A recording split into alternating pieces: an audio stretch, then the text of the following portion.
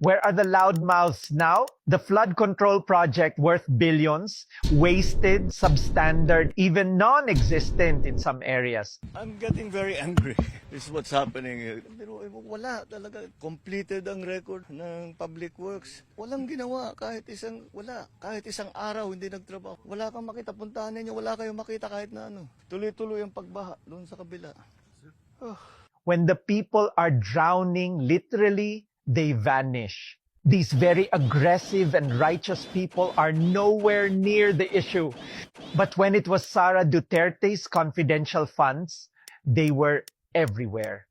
Press cons, privileged speeches, media blitz. The Supreme Court is a co-equal branch of government. Its wisdom is deep, its authority is real. But its members, like the President and the Vice President, are also impeachable officers.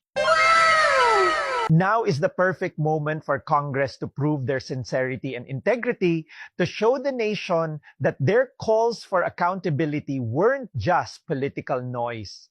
If they were truly serious about cleaning up the government, then they must investigate this flood control scandal with the same persistence and relentlessness they showed against Sara Duterte.